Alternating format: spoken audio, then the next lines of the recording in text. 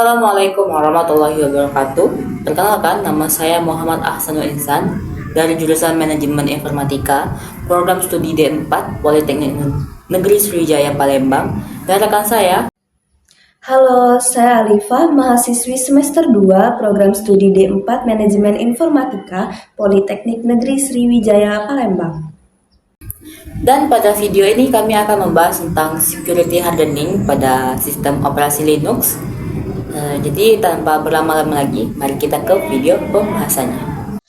Nah, mari kita ketahui dulu apa itu security hardening Linux. Security hardening Linux adalah proses meningkatkan keamanan sistem Linux dengan mengurangi kerentanannya terhadap serangan. Atau dengan kata lain, security hardening Linux ini adalah upaya pengguna dalam mengamankan sistem operasi Linux-nya dari berbagai macam serangan, mulai dari serangan brute force, rootkit, ataupun sekedar membatasi hak akses dari pengguna yang lain seperti itu. Nah, security hardening ini memiliki langkah-langkahnya, yaitu meliputi memperbarui sistem secara berkala, menghapus paket tidak diperlukan, mengatur firewall, dan masih banyak lagi di sini, ya. Bisa dibaca saja langsung. Nah, kami akan membahas tiga langkah security hardening, yaitu pertama, menggunakan CHK rootkit dan RK Hunter untuk mendeteksi rootkit, menginstal dan mengonfigurasi file 2bin untuk melindungi dari serangan brute force, dan memperketat izin akses file sistem kritis. Nah, ketiga ini merupakan langkah-langkah dari security hardening Linux juga, walaupun tidak tercantum di sini, tapi tiga langkah tersebut juga penting dalam melakukan security hardening Linux. Baiklah, langsung saja kita ke pembahasannya. Baiklah, pertama yang akan kita bahas terlebih dahulu itu adalah menggunakan CHK rootkit dan RK Hunter untuk mendeteksi rootkit. Di sini ada sedikit penjelasannya, yang dimana kalau kita artikan RK Hunter dan CHK rootkit ini adalah sepasang alat yang digunakan khusus untuk mendeteksi keberadaan rootkit pada sistem Unix atau Linux. Nah, sebelum itu kita ketahui dulu apa itu rootkit. Nah, rootkit ini adalah semacam perangkat lunak berbahaya yang dirancang untuk mendapatkan akses ke komputer atau area dari perangkat lunak yang tidak diizinkan oleh pengguna atau administrator. Atau bisa kita katakan rootkit ini mirip dengan virus pada sistem operasi lainnya. Nah, untuk CHK rootkit, dia adalah alat pemindai rootkit yang memeriksa sistem untuk tanda-tanda keberadaan rootkit, melakukan pemeriksaan pada file sistem, modul kernel, dan binary sistem untuk mencari anomali. Sementara, RK Hunter ini adalah alat pemeriksaan keamanan yang memeriksa rootkit, backdoor, dan exploit lokal dengan memeriksa directory dan file system untuk tanda-tanda modifikasi. Jadi, kedua alat ini memeriksa integritas file system, mengidentifikasi anomali, dan menghasilkan laporan untuk dianalisis oleh administrator. Mereka membantu dalam mendeteksi dan mencegah ancaman yang mungkin tidak terlihat oleh alat keamanan lainnya. Jadi bisa dikatakan CHK rootkit dan RK Hunter ini sepasang alat keamanan yang khusus dirancang untuk mendeteksi keberadaan rootkit pada sistem yang berbasis Unix atau Linux. Seperti itu. Berikut ini adalah langkah-langkah untuk melakukan pemindaian CHK rootkit dan RK Hunter. Baiklah, pertama kita buka dulu terminal yang ada di sistem Linux kita. Lalu kita instalkan CHK rootkitnya dengan mengetik seperti yang ada di video ya. Sudo apt minget install CHK rootkit, lalu kita enterkan. Lalu ini kita masukkan password dari sistem Linux kita. Nah, ini kita ketik Y saja lalu enter. Lalu dia akan langsung ke proses penginstalan. Kita tunggu saja. Sedikit lama tapi tidak apa, kita tunggu saja dulu. Nah, kalau sudah selesai diinstal, kita langsung lakukan pemindaian dengan mengetikkan sudo chk rootkit, lalu kita enter seperti yang di video. Nah, Ini langsung mulai pemindaiannya, otomatis langsung memulai. Nah, seperti ini yang kalau ada nothing found berarti tidak ditemukan rootkit dalam sistem kita, atau dengan istilahnya sistem kita aman. Nah, lanjut ke yang Hunter. Di sini kita install dulu dengan mengetikkan seperti yang ada di video. Ya, ini langsung kita ketik Y saja, lalu enter. Kita tunggu dulu, tunggu sebentar.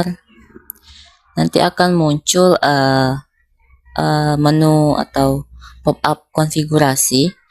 Nah, ketika muncul pop-up konfigurasi nanti, nah yang ini kita klikkan tab, dia langsung akan berlari ke OK, lalu kita enter. Nah, di sini kita pilih local only dengan mengetik yang up and down yang ada di keyboard, lalu kita klik tab lagi ke OK, lalu kita enter. Lalu di sini kita klik tab ke OK, lalu kita enterkan. Dan kalau sudah, dia akan langsung melanjutkan penginstalan seperti ini. Ya, kita tunggu dulu. Sudah selesai. Oh, ternyata masih ada.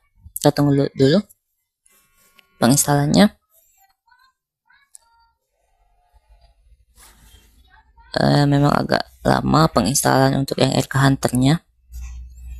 RK Hunter itu singkatan dari Rootkit Hunter ya. Nah, ya agak lama penginstalannya. Kita tunggu dulu sebentar. Nah, ini sudah selesai. Kalau sudah selesai, kita langsung saja ketikkan sudo RK Hunter min update.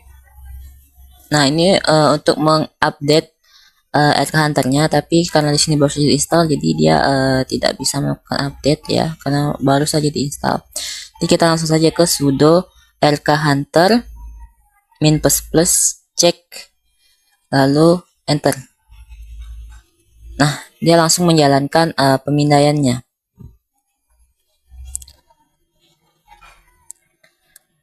Nah, di sini untuk pemindaian RK Hunter ini cukup lama karena dia akan memindai secara satu persatu ya dari sistem file atau directory yang ada di sistem kita seperti itu.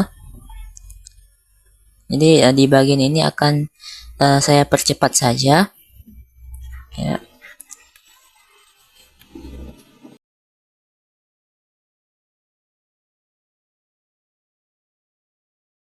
Nah, nanti ketika ada tulisan yang muncul yaitu yang press enter to continue, itu kita langsung tekan enter saja, karena itu untuk melanjutkan pemindaian dari RK Hunter.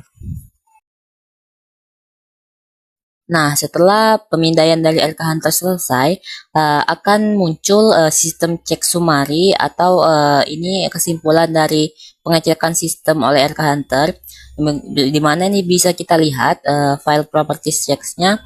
File yang dicek itu ada 153 file. File yang mencurigakan ini ada satu. Rootkit check-nya ini rootkit check ini ada 498, dan possible atau kemungkinan rootkit yang ada di sistem ini adalah 0. Jadi bisa kita artikan bahwa tidak ada rootkit di dalam sistem Linux kita, seperti itu. Menginstal dan mengonfigurasi Fail2ban untuk melindungi dari serangan brute force. Fail2ban adalah alat keamanan yang digunakan untuk melindungi server dari serangan brute force dan jenis serangan lainnya dengan memonitor log sistem dan memblokir alamat IP yang menunjukkan aktivitas mencurigakan. Fail2ban bekerja dengan membuat aturan if tables secara otomatis untuk memblokir alamat IP setelah beberapa kali gagal login.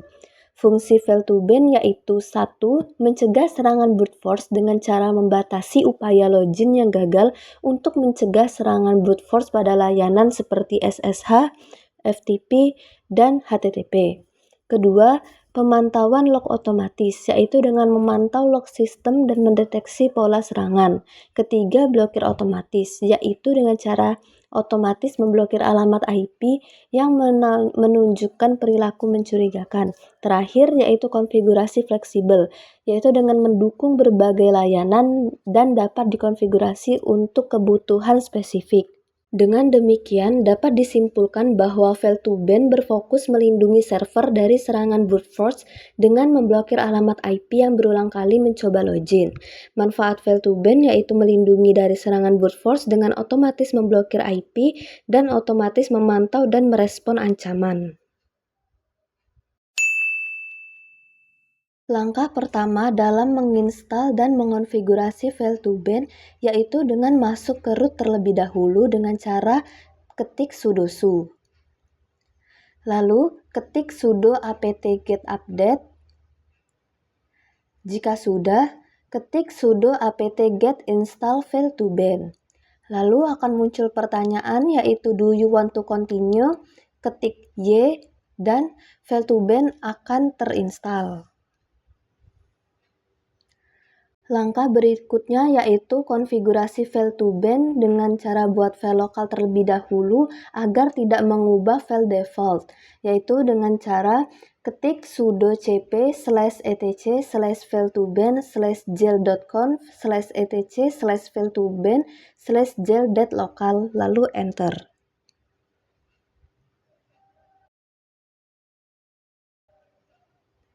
Berikutnya, untuk menyesuaikan layanan SSH, buka sudo nano/etc/fail2ban/jail.local.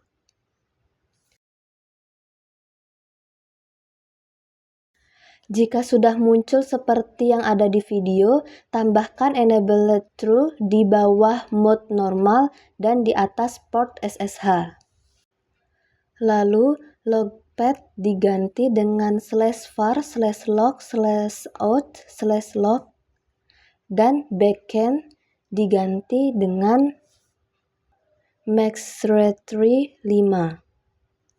Ketik enter, lalu di bawah maxtree itu ditambah bantime sama dengan 6000.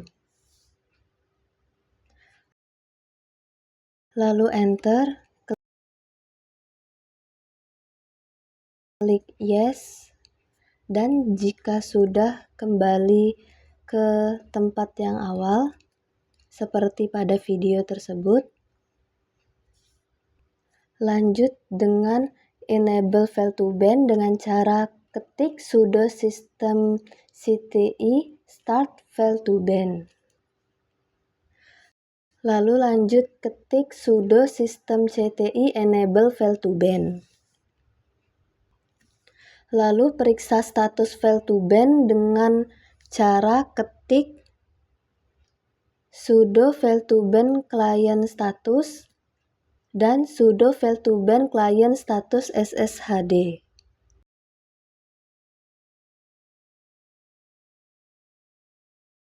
Pada hasilnya seperti pada yang ada pada video bahwa status for the jail di sshd itu aman. Baiklah, selanjutnya untuk yang terakhir itu adalah memperketat izin akses file sistem kritis. Jadi izin akses file ini sangat penting bagi kita karena ini menentukan siapa saja yang dapat membaca, menulis, atau mengeksekusi file di dalam sistem Linux kita.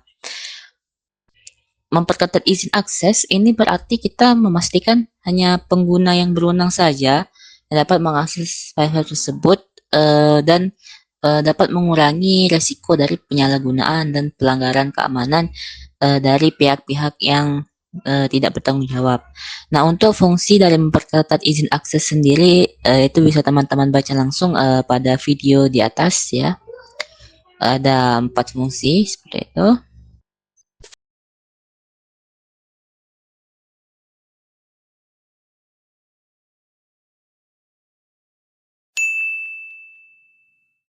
Nah, untuk melakukannya, kita lihat saja seperti yang ada di video. Kita ketikkan sama persis seperti yang ada di video. Ya, kita ketik ls min l spasi min etc /password.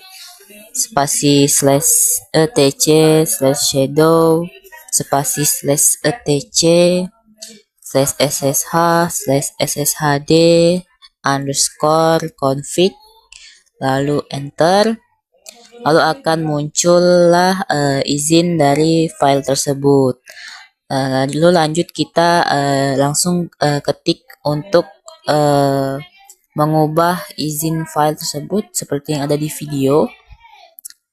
Ya, kita lihat saja yang ada seperti video. Nah, untuk yang bagian chmod, dia ini hanya mengubah izin file tersebut saja. Jadi di sini kita mengubah izin dari file password dan file shadow. Sementara untuk yang sudo chown ini dia mengubah kepemilikan file tersebut, yang mana file shadow ini tadi kita berubah kepemilikannya menjadi kepemilikan dari root seperti itu. Lalu di sini kita lanjut dengan mengetikkan sudo chmod 600 slash etc slash ssh slash sshd slash config. Ini mengubah izin file sshd untuk hanya bisa ditulis dan dibaca oleh root saja. Nah, lalu untuk sudo chown ini mengubah kepemilikan root menjadi hanya bisa untuk file sshd ini hanya bisa diakses oleh root saja. Lalu kita kita coba cek lagi apakah izin dari file-file tadi sudah berubah atau tidak. Kita ketikkan seperti yang ada di video.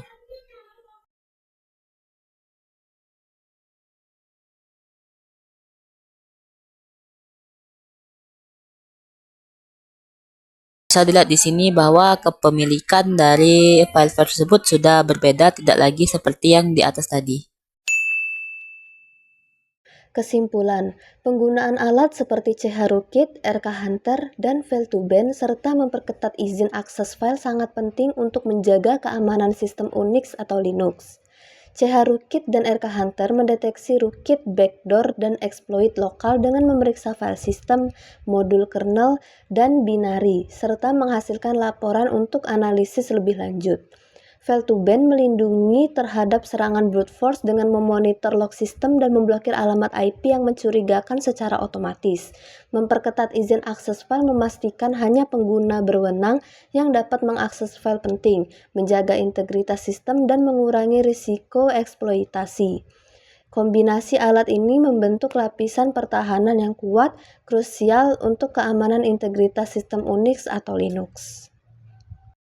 Baiklah, itu saja pembahasan tentang security hardening dari kami. Mohon maaf jika ada kekurangan atau kesalahan dalam pembahasan yang telah kami lakukan. Untuk saran dan kritik bisa teman-teman ketikkan di kolom komentar. Kami akhiri, wabillahi taufik wal hidayah. Wassalamualaikum warahmatullahi wabarakatuh.